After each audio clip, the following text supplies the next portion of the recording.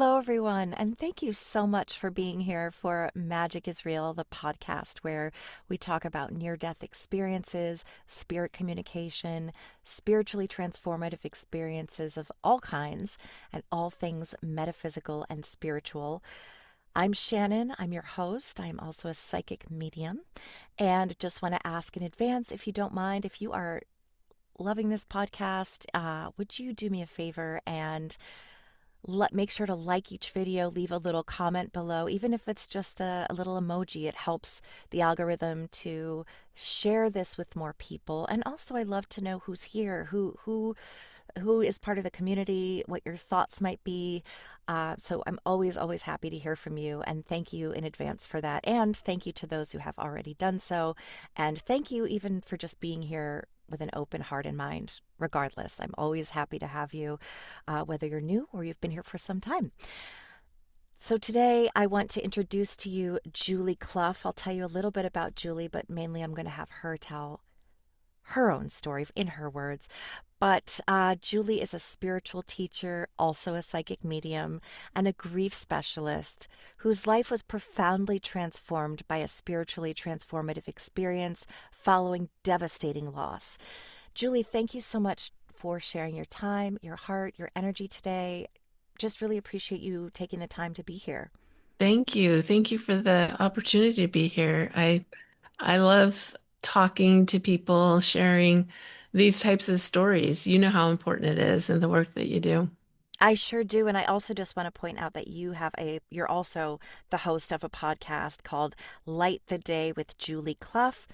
Please, everyone, check it out, subscribe, and we'll talk more about the work that she does, but wanted to definitely mention that. So, Julie, can you tell me about your background as it pertains to your spiritual journey? Were you raised religious, spiritual, none of the above? Um, yeah, what did spirituality look like or not look like to you before Yeah. all of this happened?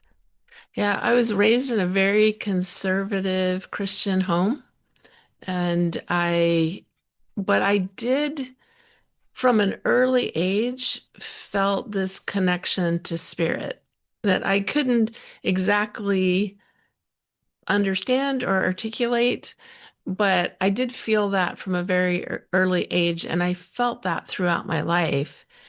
But I also let religion define my experiences. And with what happened in 2007, everything shifted and changed after Yeah. that. All right, let's talk about that. Yeah. So on Mother's Day in 2007, I was traveling with my three youngest children, and we were in a horrific rollover car accident. And my two youngest children, Carrie was 10 at the time of the accident. My son David was 8, and they were thrown from the car and they passed away on Mother's Day 2007. I also had my 12-year-old son with me, and they were the three youngest of our six children.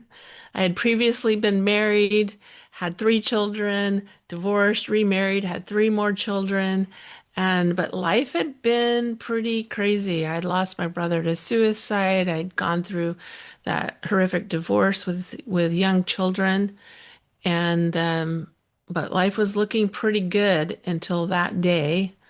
Things had turned a corner and life was looking pretty good until that day of Mother's Day, 2007.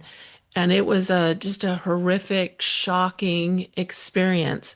But there were things that happened even in the middle of the accident where I felt divine intervention. So, for example, as the car was rolling, I heard a voice in my head that said, "Bring your arm in." And I don't know how, but I had the presence of mind to do that. And it wasn't long after that that I met two people who had lost their arm in a rollover accident. Now that's hard to understand because like why didn't that voice come in earlier so that the accident didn't happen at all? And what I've come to understand is it was part of our soul plan to go through this experience. And I had always had a some type of belief in a soul plan in some kind of like planning on the other side before we came here. In fact, I used to joke that I stood in the wrong line in heaven. And I picked up all the really challenging experiences. And of course, when this happened, I really, really felt that way. Another thing that happened, there were so many things that happened, but I'll just share a couple. Another thing that happened was when my kids were thrown from the car, and I didn't know what their status was. I didn't know if they survived or not. My 12-year-old son and I were taken to one hospital, they were taken to another hospital. So I was lying on a striker board in just shock and pain and anguish, not knowing. But I did have a sense that either both of them had gone together or both of them were still here because they were so incredibly close. I just knew that they were connected in some way, that they were going to either depart together or stay together. And as I laid on that striker board in this immense pain and with all the noise and the chaos of an emergency room in a hospital, I felt this presence of Jesus, who I like to lovingly call Yeshua, using his name that he had here when he was here. But I felt that presence. It was almost like a visionary experience, an out of body experience. It's hard to describe, but it would be like if you were watching just this war movie and then it would flash to this love story and then it would flash to a war movie. That's what I was experiencing because I would feel this chaos. I would feel this anguish. I would like feel all this pain of what had happened. And then I would be in this place, this peaceful place with Yeshua, standing in a meadow, facing him, him facing me, giving me so much love and support. And I felt so much peace.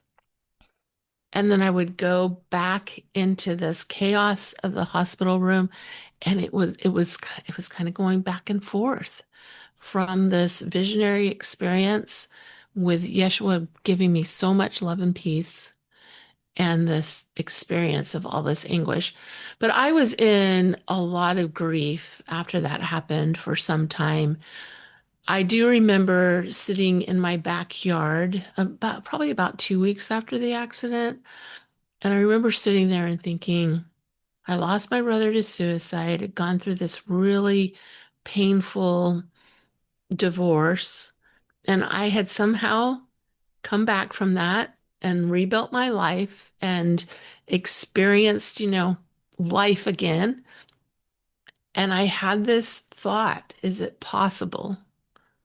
Is it possible that I could have a good life again after this awful, horrible experience? And that did eventually come. I will just, I'll skip to the good stuff. That did eventually come, but it did not come overnight. Even though everything that I needed for healing was in the moment of the accident. And I know that's kind of a hard concept to understand, but I came to realize that everything that I needed was available to me in that moment. I just had to take my human time to integrate the experience, to have new experiences, to go through this healing process. But about 5 months after the accident, I walked into a drugstore and they had costumes out for Halloween. And I walked into the store, and my first thought when I saw those costumes was, Carrie would love that witch's costume. And of course, immediately the pain comes in. The pain of realization that there would be no Halloween for David and Carrie, that they were not there anymore. And in my head, in all that pain, I said in my head, why did this have to happen? And I heard a distinct voice, just like that calm, peaceful voice in the middle of a rollover accident that said, bring my arm in. I heard this voice say, they're right where they're supposed to be. And then answering that voice, I said, but why did it have to happen this way? Because I was the driver of the car. So in addition to the pain of losing my kids, there was the pain of feeling responsible for their passing, which I've come to realize that it doesn't matter how a child passes, a parent feels that pain and that responsibility for their passing, no matter what the circumstances are. But in this particular case, it was obviously my fault. It was a, one car rollover accident. And when I said, why did it have to happen this way? I heard, how would you have liked it to happen? Now think of all the wisdom that's in those two sentences. They're right where they're supposed to be, meaning this was planned all along. This was the experience that they knew they were going to have when they came here to only be here for 8 and 10 years. And also this idea that it was going to happen. How would I have liked it to have happened? And then when you get a question, your mind searches for an answer. And so my mind searched for an answer, like how, if that's the case, how would I? And there's no good answer to that. I can just say there's absolutely no good answer to the, how that would have been better if they had passed any other way. It would have been painful no matter what. So there was just so much love and wisdom in those answers. But again, I was in so much pain and so much grief and needed so much healing. I was dealing with PTSD. I went through therapy for several months. For 2.5 years, I was in therapy. And at about the 3 year mark, I was in just excruciating pain to the point that the darkness that consumed me felt tangible. It felt like a tangible presence in my being, this darkness that I felt. And I ended up, of all things, I ended up in the United Kingdom, in the UK, and visiting Stonehenge. And it wasn't until the last maybe couple of years that I learned that Stonehenge is considered by many people to be the heart chakra of the earth.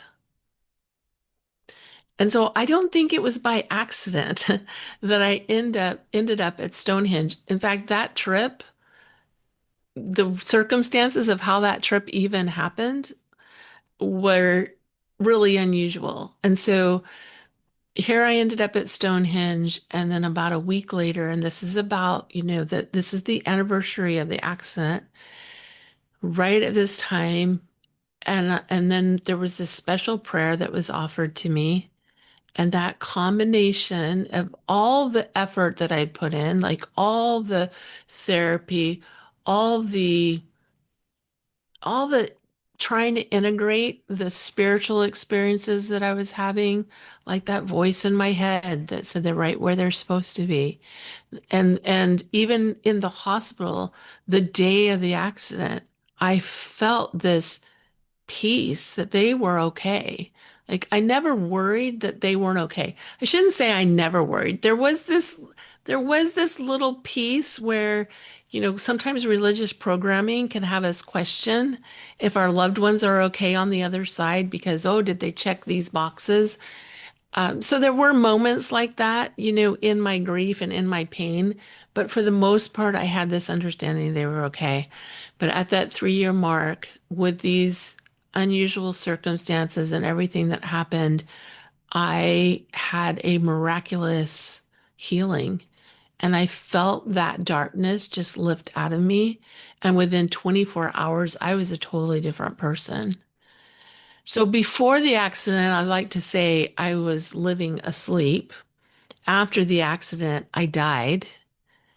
And then after my healing, I awakened to a remarkable life that I could not have imagined. I was a different person, but I had a deeper spiritual understanding, but it continued to develop because I continued to have these experiences where I would feel Carrie and David with me at different times, and my brother, and talking about like that religious conditioning, that religious programming that we have, because of the circumstances of my brother's death, I had been worried about him for years.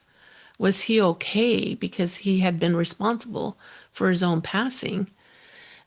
But I learned that he was okay. Like I started to have this spirit communication that was different than what I had had previously.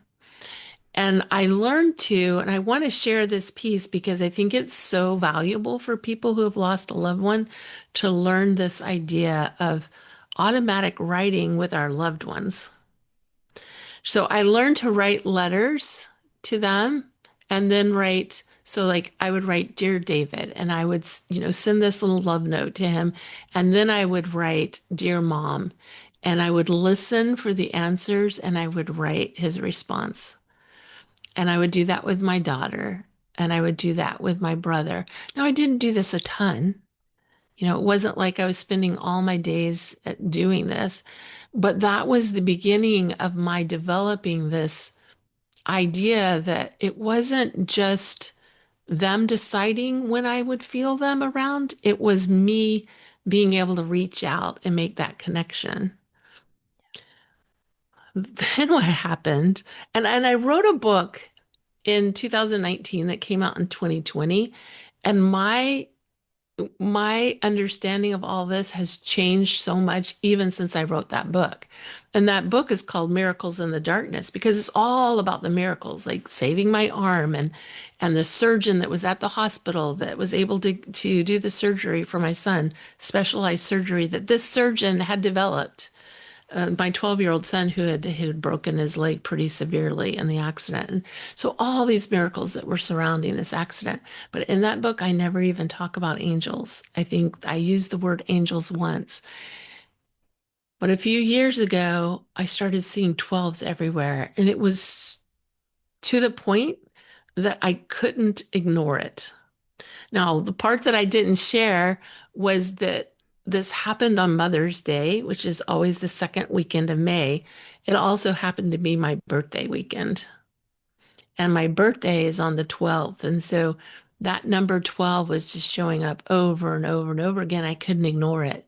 And so I started to look up what is the meaning of angel number 12. And I started to connect to this idea that the spirit world is communicating with us in ways that I hadn't previously acknowledged or been aware of. So these numbers start showing up. In 2020, just after my book had come out, I was getting in my car one day. I was out running errands. I'm in a parking lot. No sacred place, no special anything. I'm just in a parking lot running errands. I get back in my car and I feel the presence of my friend's son, who was in his 20s and who had just recently passed away a couple weeks before. And I just knew that he was there. I just knew it. And I was so surprised.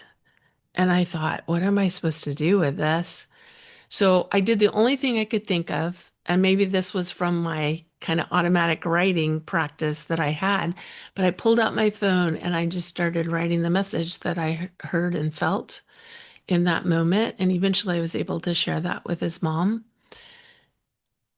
But when that happened, I was really surprised because I had been communicating with family members, my kids, my brother, so forth. But outside of that, I will add this though.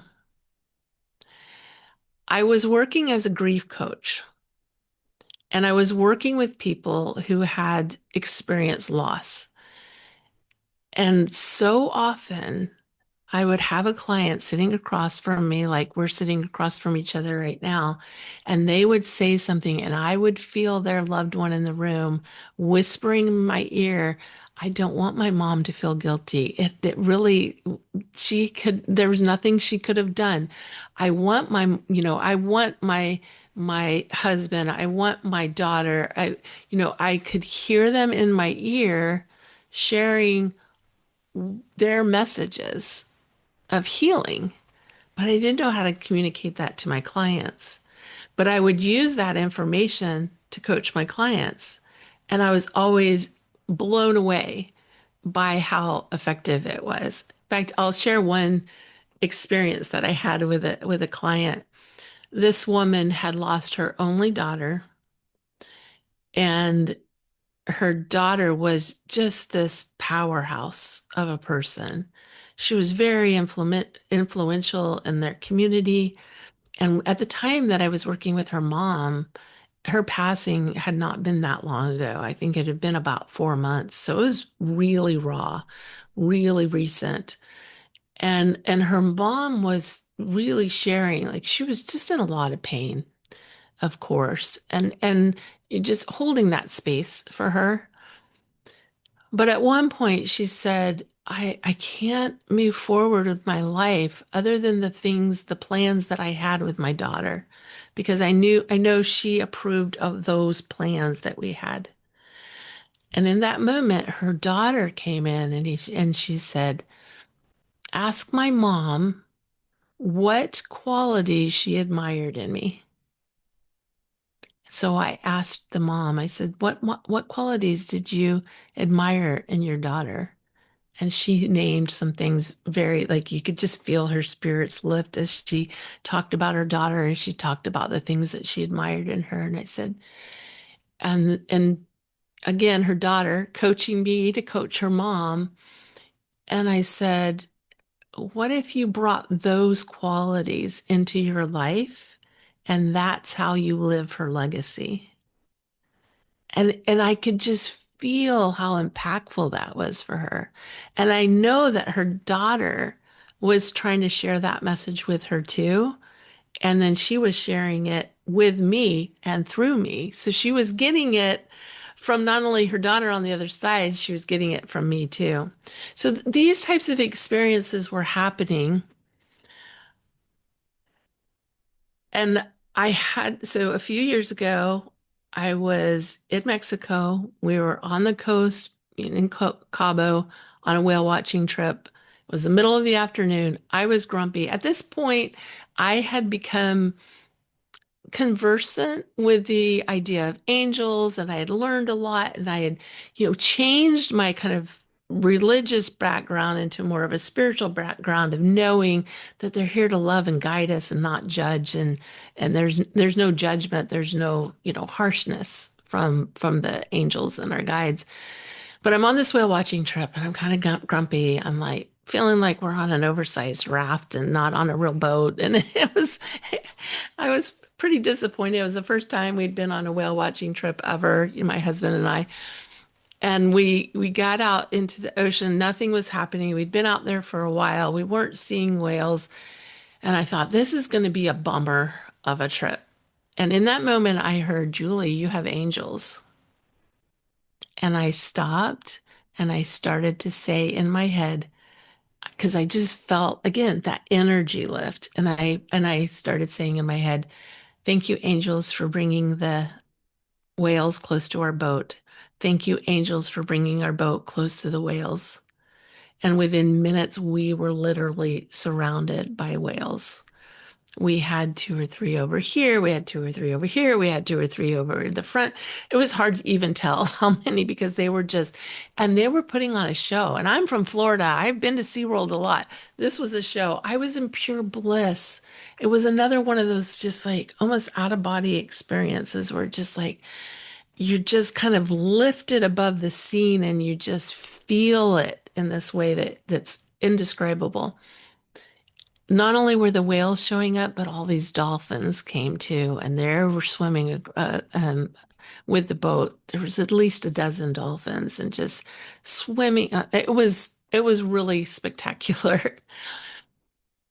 And we were watching this show, and I was so absorbed in it, I couldn't even pull out my phone to take a picture. I was just in the moment. And then our guide, our boat guide said, we've got to get back. It's the end of our trip and this has been spectacular. And when he said that, the whale started to swim away, but this one whale stopped and put his tail up. And you've probably seen this before. And he just slapped the water like he was waving goodbye to us over and over. And then he gently swam away. And it was the next day I received a message from Spirit that said, start teaching about angels. And I went home from that trip and started teaching about angels. And that was about 3 years ago. But as I was doing angel readings and I started to like open myself up to more guided coaching, more spirit-led sessions, I I was again feeling loved ones coming into the room, and I started to communicate that with my clients. But I wanted to learn more about like what all that meant because I wanted to be, because it's such, as you know, Shannon, it is a huge responsibility. And I take it very, very seriously. So I decided I was going to, if this was going to start happening, I needed to know more about it. So I started studying and developing as an evidential medium so that I could get clear evidence so that the person that I was with would clearly know who was there. It wasn't just my knowing, hey, your grandma's here, or your mom's here, or your daughter's here. It was me being able to say, this is who I'm seeing and this is what their personality was like and these are the things that they did and this was what your relationship was like and all this evidence so they knew exactly who I was talking to and then able to bring through messages because it was clear. I never in a million years thought that I would say I'm a spiritual medium. Me neither, sister. Never in a million years. Even when I started taking those classes, I'm like, I just need to figure this out so that when I'm doing this channeling, when I'm doing these angel messages, when I'm doing these spirit-led sessions, I can understand what's happening here. But in the development, I realized this is where real healing is. Real healing, the healing that I experienced after the passing of my brother, after the passing of my kids, the real healing came in spirit communication. Yeah. Oh my gosh, so much of that resonates. Julie, thank you for sharing. Yeah, I every time I do a reading, I pray beforehand to be the vessel that all of the messages are in the highest and best good of my sitter and in the highest and best good of the spirit world. I too studied, and it is so important to me and to you, integrity, that I'm Hmm. really connecting, that there's evidence that I'm connecting, and that the person that I'm sitting with knows and feels their loved one is truly there. Um, and to the point where sometimes I can be hard on myself. Did I give enough evidence? Am I in integrity? Did that come from me? Did that come from them? But I think what's so important too is the faith of it all. So Yeah. I'd love to hear you speak about that because I tattooed trust on my wrist as a touchstone when I began doing mediumship because so much of it is we are trusting the invisible. Like that story about the whales is so beautiful. My former mind would have gone, that's just a coincidence. Or how do I know that that was really my angels? Or someone asks me, how do I know that this bluebird is my brother's soul being sent from my brother, as opposed to, was it wishful thinking? And as a medium, this is I think, I always imagine, excuse me, hurling myself off a cliff with no parachute every reading and Yeah. going, I trust fall. Every time I have a reading, I'm like, I have no idea what's about to happen. I don't know what I'm going to be led to say. I don't know if this is going to go well. I don't know if I'm going to, you know, connect well. But then I remind myself to trust. And one of my mantras before every reading is, I trust you, spirit. I trust you, spirit. I trust you, spirit. Yeah. Now let's go. I love that. I love that so much. And and it's so interesting that you said you had the tattoo of trust because I've been wanting to do that as Yeah. well with a little blue butterfly. I'm not sure. Spirit brought me this little blue butterfly. I don't know that I fully understand the full meaning of it yet, but for some reason like it has meaning to me. But yeah, for sure. And the other piece for me that made a big difference was love. And I'm sure you feel that way too. It's like, in fact, I have a friend who's extremely intuitive, had had a near-death experience, and I asked him, I said, why are these people showing up when I'm doing these? Like, and he said to me, it's love. It's love. And so I always, when I feel, because our ego can get in the way, that's what, that's what happens is like our ego gets in the way and we start questioning things and we start, but when I let go and I'm just like, I'm connecting to love. My Mm. whole intention here is to connect to love. And like you said, it is such a trust fall because for me, and it works a little different for different people. And some mediumship teachers will say, don't pre-link, like don't pre-connect. And others are, okay with that. And some people are okay with doing that. But for me, it's when I meet the person and I start I give my little spiel, like this is what we're going to be doing. We get comfortable with each other. And then it's while I'm doing that little spiel and I turn to my right and I'm like, okay, there's a woman here. There's a man here. There's a child here. And all of a sudden we are off to the races. But that, like, I don't know who's going to come through the door. They're Yeah. always there, but it's like, who's going to make their presence known to me? Who's going to, step forward first for lack of a better way of saying it. And it's just always just such an amazing experience. My husband who doesn't really have a lot of, belief in all of this, like he gets to hear me come out of a reading and go, "Oh my gosh, you will not believe what happened." Yeah. Because it's every time it's just like this. Wow. Like we can really, really trust the spirit world. We can really trust that.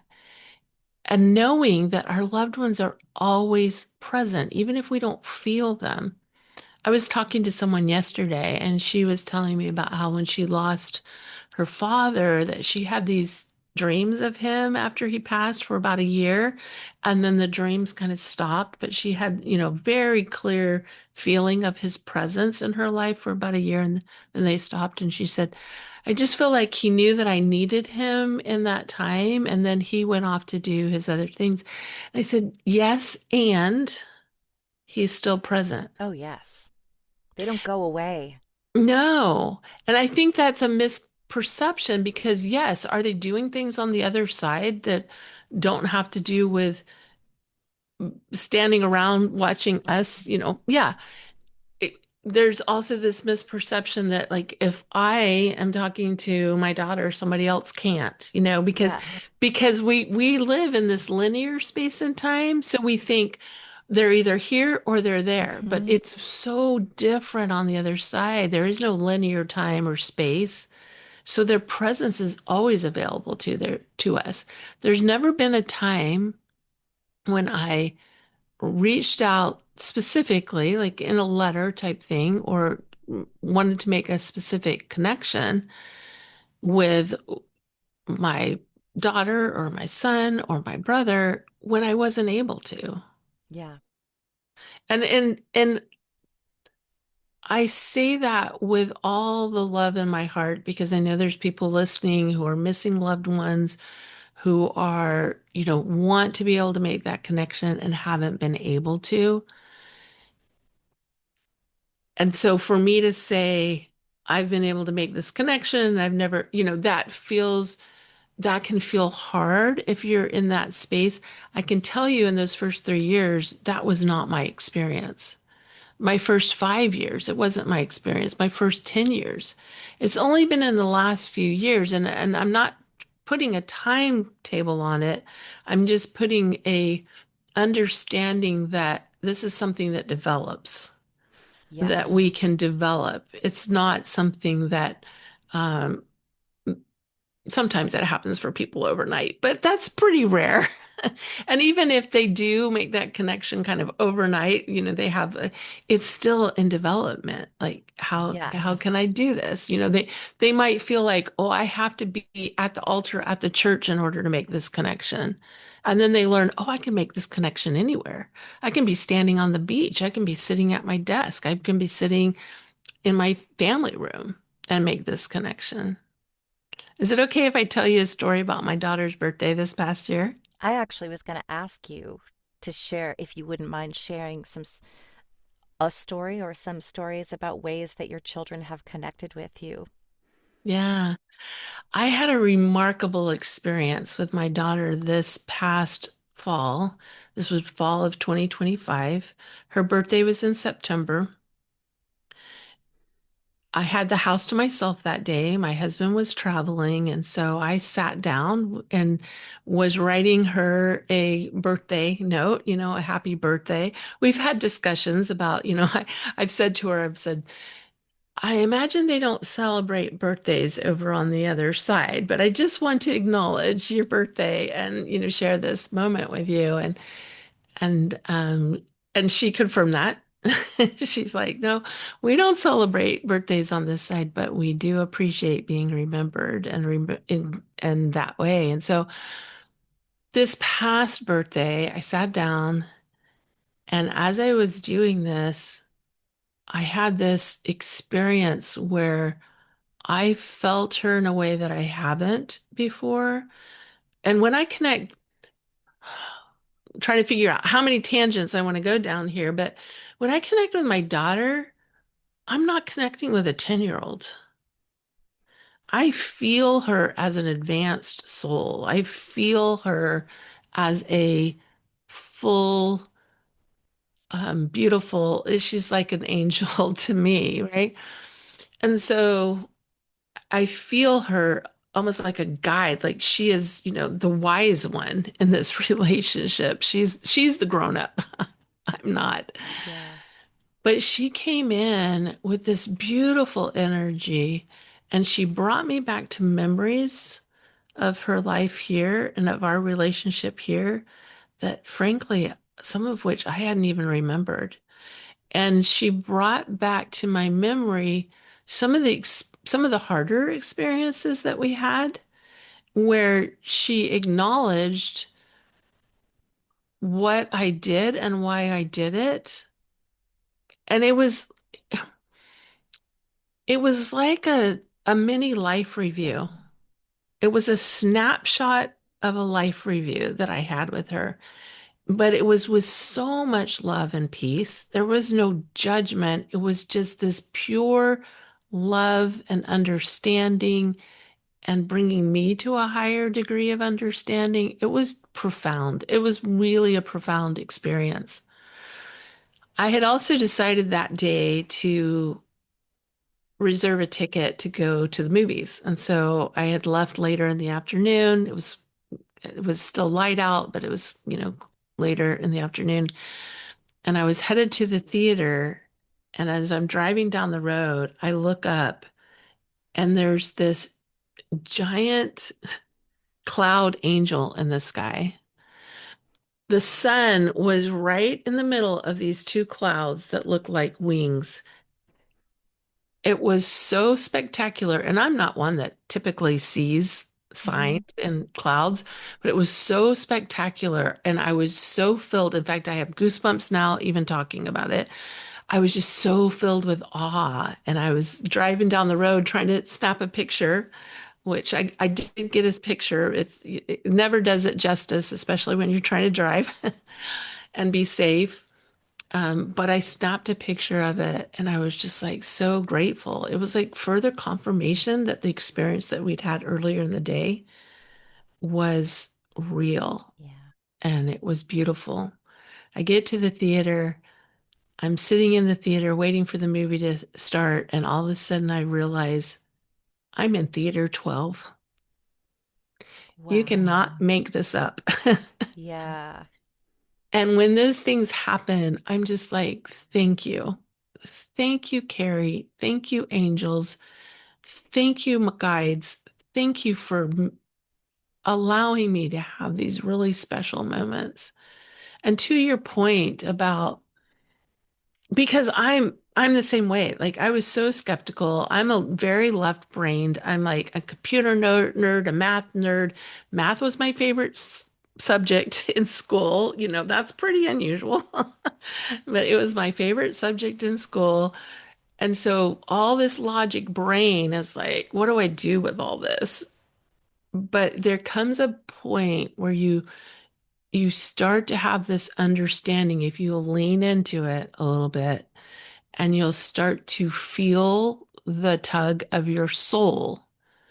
It's not just the angelic realm, it's not just your loved ones on the other side, but it's like your higher self, your soul that is just bringing you forward in your journey of life.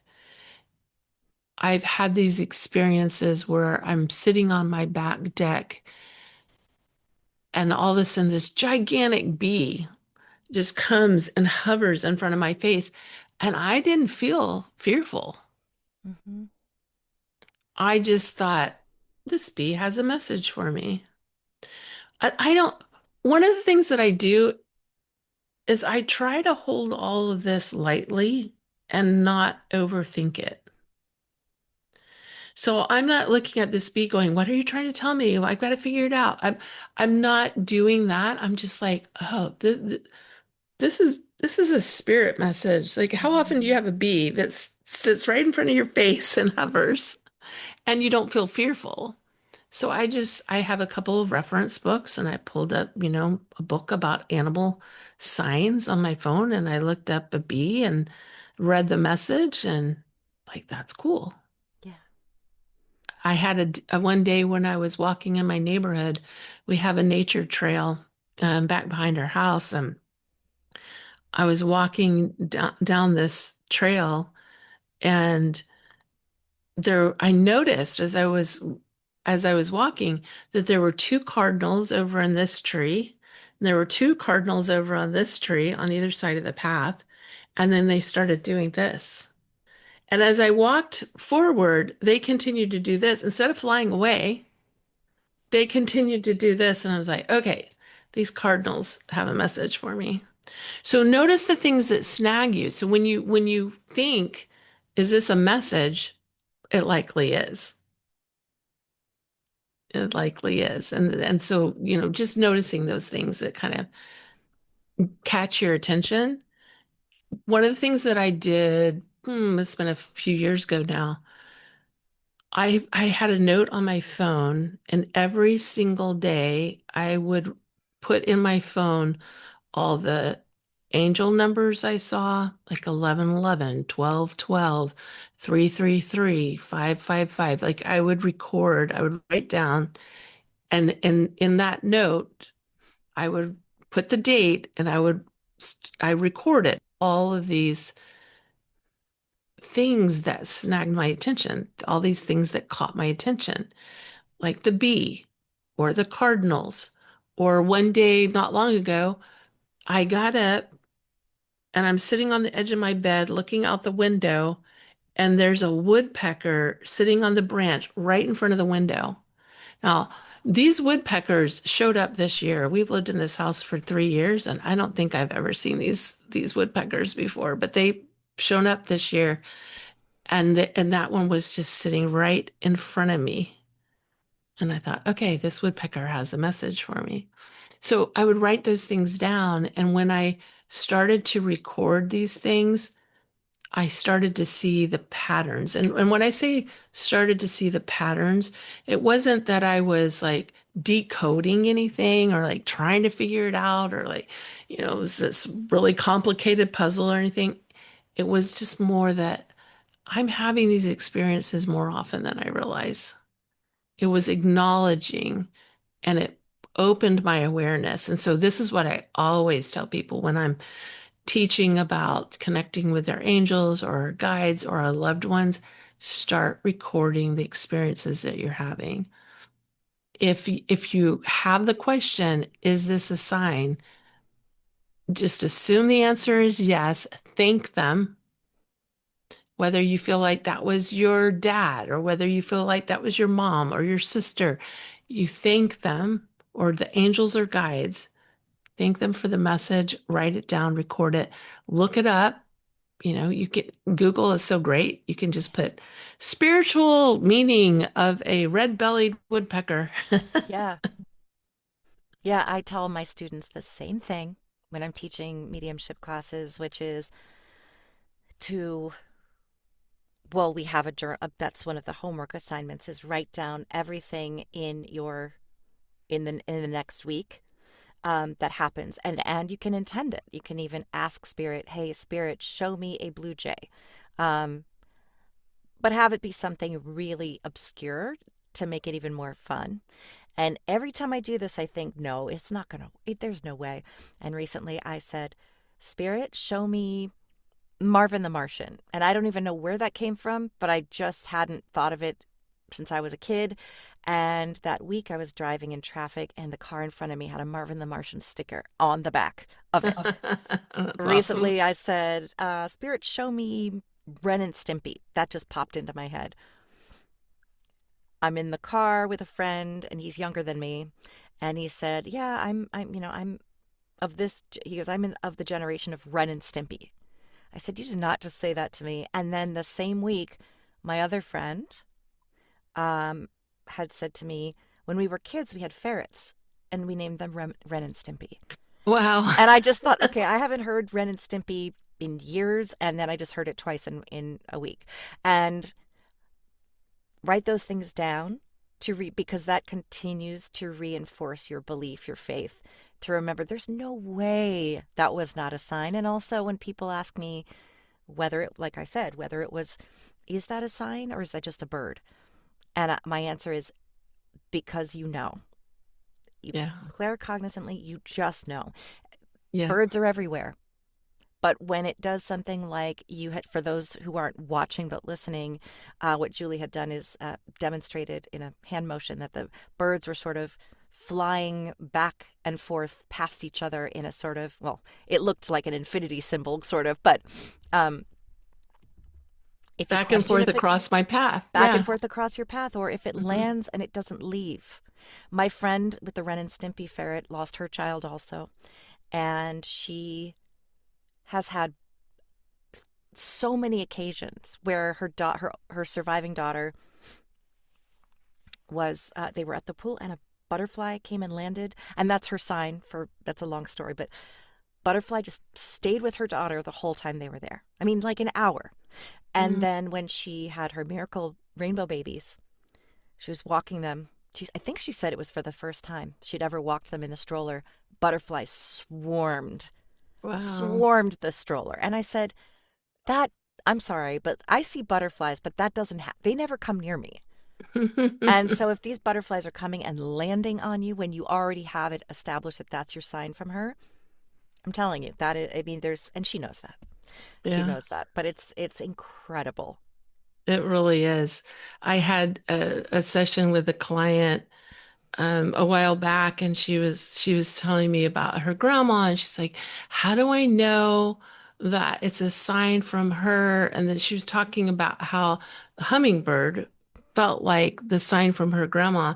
And as we were talking, she looked to her right at the window was a hummingbird, I and I was know. like, "Just accept it." Just accept it. Don't analyze it. Yes, Just there are accept it. hummingbirds, Yeah. but also look at the timing. I have like a client whose husband passed, and we meet every few months, which I don't do with most clients, but she and I have become close, and it's been therapeutic.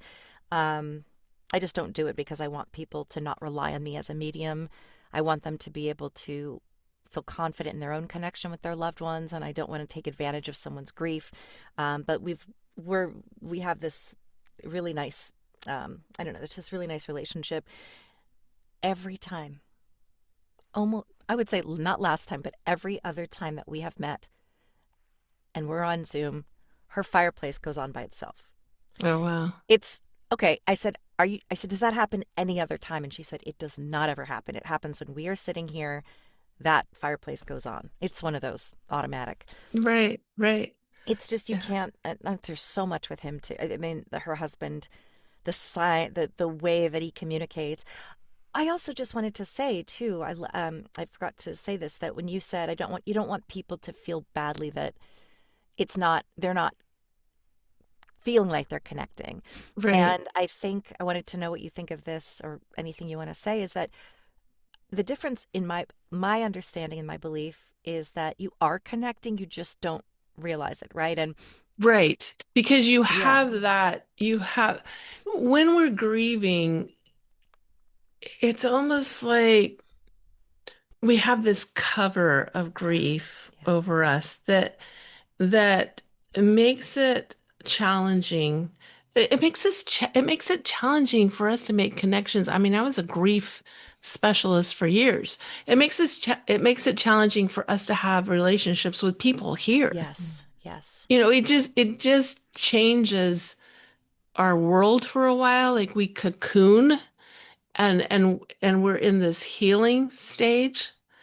And so, in that space of cocooning, of wrapping ourselves around, creating this safe space in which to heal, we often don't see or feel the signals that are being sent. Sometimes we do, sometimes they get through. I remember one client I was working with, and his son had passed by suicide, and he was telling me how he would have these moments where he would feel his son with him, but then he would doubt it yeah, afterwards. And I was shown this visual of like this cloud of grief that surrounds us when we're grieving, and every once in a while that cloud of grief would just part enough that his son was able to come in and make contact with him. And then when that cloud of grief cocooned him again, it was in that moment that then he would question. And so, what I invite people to do is rather than getting anxious about making the connection, it's just realize that they are there mm-hmm, and practice the belief that they are there and talk to them and interact with them, even if you're not currently seeing, feeling, hearing any communication back. Just be in that space of being open to communicating with them. And, you know, you can even say, I'm not quite sure, but I'm going to act as if. yes, I'm going to act as if. And when you start doing that over time, and it does take a lot of time, and we do get anxious sometimes in this process, but as much as we can to just relax into it, just know that the spirit guides are here. They're loving you. They're caring about you. I had a reading with another woman where she had also lost her son to suicide. And he, um, in that reading, I was shown, it was really unusual, but I was shown these grief angels that were with her. And they were darling. yeah, They were darling. And they were like little twin grief angels. She had two that were with her. So we have these specialty angels that come in and help us. And it's not just with grief, it's with anything. We're writing a book, we have a specialty angel that we can call on to help us write a book. If we're eh, doing something, whatever it is that we're working on, we can call on these specialty guides that can come in, teachers that can come in and help us with whatever we're working on. I did want to share another experience that I had a couple of years ago. You know, I was in this process of developing as a medium and again, not expecting to say, hey, I'm a spiritual medium. But I was in this process and I did what you were talking about. And I said, okay, if I'm on the right path, show me three 17s. So I'm a numbers person. So of course I picked numbers and then I just let it go. Like I almost forgot that I had said that. And a couple of days later, I was in the car. My husband was driving, so I wasn't driving. But in that moment, I thought, oh, you know what? I had asked for three 17s, and I kid you not, I looked up and there was a 17 on the license plate. There were two 17s on the GPS. And in the same moment, I was texting somebody about a calendar. And did you know there's 17s on the calendar emoji for the on iPhones? I had no idea. So literally within 30 seconds, I saw five 17s. And I which was is, like, okay. And yeah, I've got chills again. Okay, I will trust this path that I'm on. absolutely. And the other thing too is that I always say less forcing, more allowing. Yeah. And a synchronicity just happened because I'm writing a book. And just before we got on the call, the paragraph I wrote was about acting as if. And Mm, I said, what if there is, even if you have trouble believing, what if there is God? I don't care what form it takes. I say it, but like neither he nor she, whatever. I said, in my 12-step recovery, I would often, and I was not a spiritual person before. I was not religious and not ever religious and still am not. And I said, I would just imagine when I was in fear, God's gigantic hands holding me and saying, you are safe. I got you. You can relax now. So I used to kind of roll my eyes at like let go and let God or, things like that that I thought were cheesy, but I actually love that quote. God can be, and I won't explain, it's God of your understanding. If for those of you that aren't religious, right. and it's okay if you are religious, I'm just not. Um, let go and let God, like let God hold it. Stop, Oh, because we're going to churn that stuff in our stomach and our fears and what if and what do I do? It can be so freeing to just say, drop into God's hands. And I mhm. think it's the same with connecting. When I told my friend, because she said, how come I'm not hearing from my daughter? I said, well, first of all, butterflies have been flocking, flocking you. There are also so many other incredible signs. But what it is that you want her with you every minute, and it's never going to feel like enough. You lost your Mhm. baby, and there's nothing that can ever make you feel like you're connected enough. But you will see the signs. She is always there, and so I just did a reading for her. And I said, well, obviously it's hard for me because I already know all the details and you're one of my best friends, but let me just see if she can tell me evidence that she's with you. She told me all of the things because she lives long distance, so I'm not there. Everything I told her was stuff that she said that just happened today. That was Mhm. something that we did as a family. That was something that happened to my nanny. I said, there's a joke about hamburgers at a restaurant. She said, literally, we just went out to eat and we got chopped steak and all it was hamburger. And we've been laughing about that for just the little details of your day. Yep. So she showed me a bag of Cheetos. She said, my nanny was just joking with me right before we got on about how I always buy this kind of, she's really a health nut, but she's like, for her, Mhm. I always buy these like healthy Cheetos and like literal, she's showing her that, like you said, it's like, I always say they're like Santa Claus, omnipresent. Your mom can be talking with your daughter at the same exact time that you're talking with your daughter. Your daughter can be doing all the good work she's doing on the other side, helping other children, whatever it is she's doing, enjoying her favorite things from life that she's creating in her world, and she can tell you every second of your day with no judgment. She's not Hmm. looking at you on the toilet. She's not, but if you asked her, she could say, yes, you were on the toilet at this moment.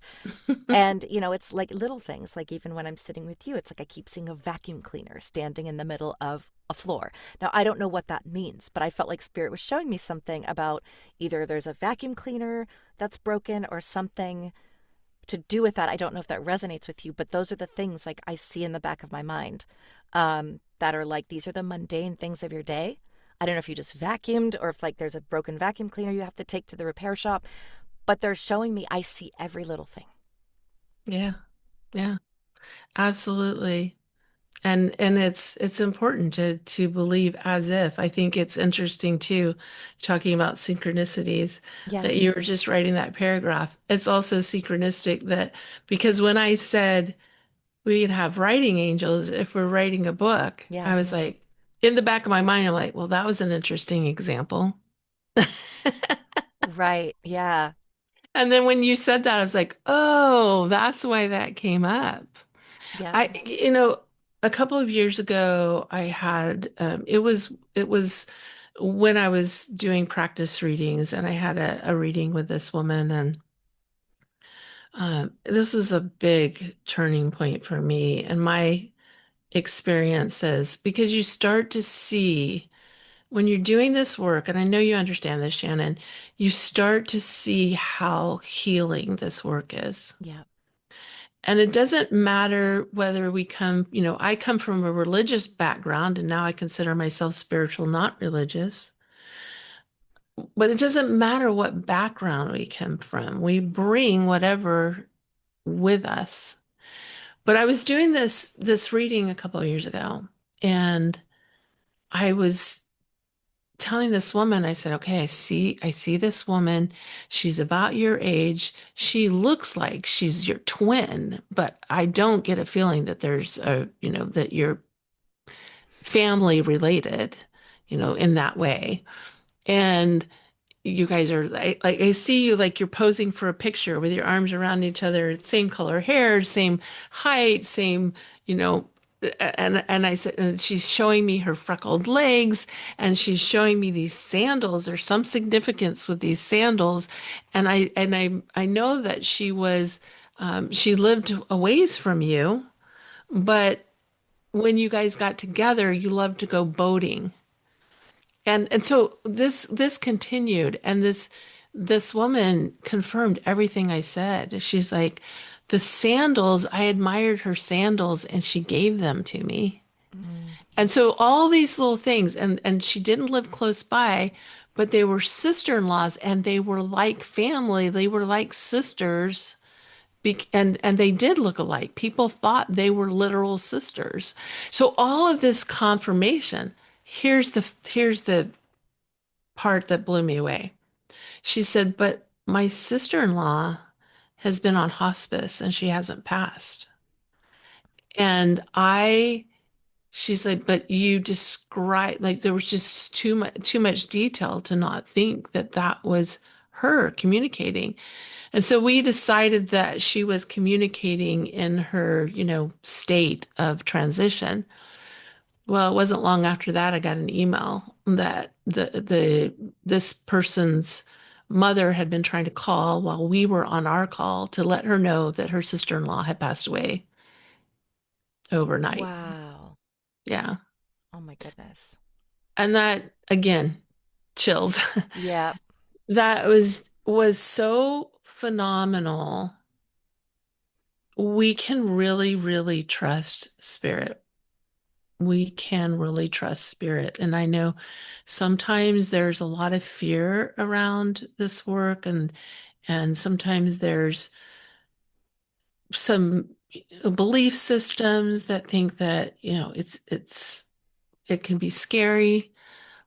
But I can tell you, in my experiences with connecting with spirit, it has never felt scary, but I'm always very intentional that I'm connecting with the highest vibration. Always very intentional about that. But we can trust spirit and we can trust how we feel. So we've all been in places where we walked in and thought, I shouldn't be here.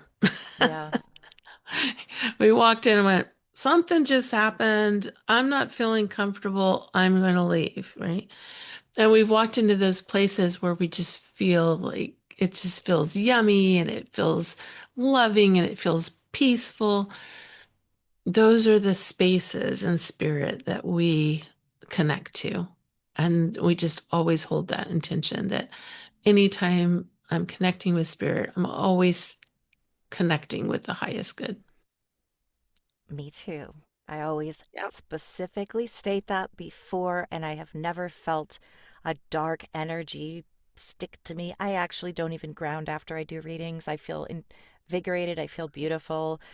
Some people say it's essential. For me, I just don't feel the need to do it. So I don't. But I agree with you that this is such an incredibly healing, not only revelation for both you and me, who I don't, you expressed like me. I never thought that I would be doing this work. I never even thought I could do this work. I didn't know I was Right. able to do this work.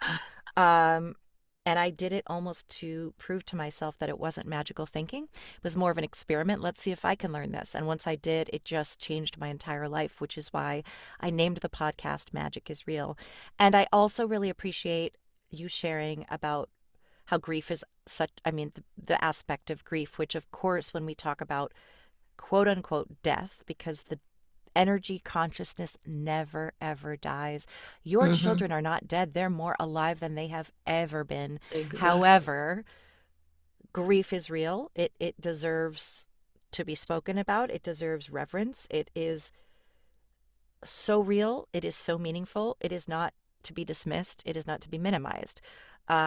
I have been one 100%. of those very, very, very fortunate. I don't know how or why that I have made it to my middle age without having lost anyone other than friends, like that I loved very much, but didn't rely on emotionally every single day, or didn't have like an extreme attachment to where I couldn't function. I don't know. That's just been my path. And other people have experienced loss after loss after loss after loss, tragedy after tragedy. I've had other struggles, which I've written about. Um, and yet I feel very comfortable holding space for people in grief. And I think we do need to keep talking about it because people don't know what to say. People don't know Hmm. how to hold space for people in grief. And it can Yeah, be the most, from what I understand, not speak, it can be, it is, I would say, isolating. 100%. It is, and Yeah. it shouldn't be because it's the thing that we all have in common. Yeah. And yeah, Yeah, for years, like I said, I worked as a grief specialist and a grief teacher, and I even developed a whole program, and I taught other coaches how to coach grief, and I had this whole framework and everything. And then when I got to this point where I was like, I knew that work was important, but it felt like my time with that particular work was complete, and I sold off that part of my business to someone who's now continuing that training program to do this work, to do spirit work. And so I do these mediumship readings and I do spirit guidance sessions, and I I love this work. I love this work. And I was I had developed this grief program in a very kind of physical, pragmatic way. But when I started teaching about angels, I realized I had another message that I needed to get out into the world. And this was the message. Like, we have these guides, we have these angels, we can connect with the other side. I don't know about you, but I feel like when I connect someone with their loved ones on the other side, it like creates this bridge to the whole divine presence. It's like it's we have a connection with the other side when we have someone that we have loved so much in this life, and then they pass and we connect with them. It changes our view of heaven. yeah. it changes our view of the divine and it creates this connection. Like this is real now. This isn't, this isn't, you know, like your friends who have passed, like that connects you to the other side in a very real, tangible way that we're not as connected to when it's just like, oh, I don't even know how to explain it, but Yeah, it's a personal connection. it's a personal connection. Absolutely. Yeah, I Individual have one of connection. my best friends passed a few years ago, and uh, he used to call me the ghost whisperer. And he would tell me, like, he's like, I grew up on a plot of land that's on, he said, my house that I grew up in is on a cemetery. And we would talk about this stuff. Well, it's so ironic that he was 40 years old when he passed, and his he is now buried in that cemetery on his family's house, like right in his family's backyard. Wow. And I keep saying, I can't believe you're there. I can't believe we didn't joke about it, but we talked about it. And I don't know, I think he was sort of like open to it, but not entirely. I don't know. I don't think he was like a big He's spiritual open to it person. now. But yeah, and so now I'm like, you get to be there. And I'm always like, tell me, he is the signs he sends are so him. And that's the other thing, so specific to his sense of humor. And our other friends get the same messages. And we're like, that is so him. He is so funny. And that is his trademark thing. And every time he sends us a sign, it is like beyond. I mean, it is. I literally asked for a sign once and I looked over and the truck driving next to me had his last name on it. And I was like, come on. So, yeah, thank you so much for doing the work that you're doing. And I think it's a real testament to, the worst things can happen. The worst things can happen. And, and good things can come from. And it's not to minimize or say, oh, well, at least this happened. It's, you would take your kids, Yeah. if you could have your kids back today, I know you would. Yeah. Well, Yeah. and let me just, I don't think I mentioned this earlier, but I started to realize that if this was our soul plan, I felt like I had a choice. I could be their mom for 8 and 10 years here in the physical, or I could have not been their mom. Oh, They could have been connected somewhere else to somebody else that would have taken this journey that they brought me on to do this work. They're very much a part of this work. So I say I would choose those 8 and 10 years for anything. If that was my choice, I'm going to take those 8 and 10 years. that's such a beautiful way to say it. Thank you so much, Julie Cluff. I will have all of Julie's links below if you'd like to work with her in any capacity that we've discussed here. And Julie, I just appreciate your open-heartedness, your vulnerability, the work that you're doing. And I just also wanted to um, just add that I have another podcast called Still Standing, which can be found on YouTube. This is just sort of a letting people know this, where I do interview people that have been through tremendously challenging circumstances, and your experience reminded me of that, and have not only survived but are thriving, All right. Yeah. and that grief is not, and it's a message of grief. It doesn't mean that you're perfect. It doesn't mean that you're healed. It doesn't mean that you're ever in a place of I'm healed and I'm better and everything's perfect.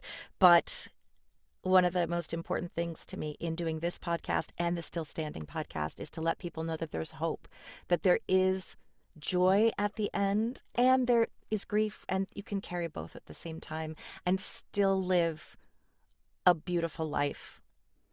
Yes. So I thank you so much, Julie, for being such a warm presence and just really appreciate your time today. Thank you. Thank you.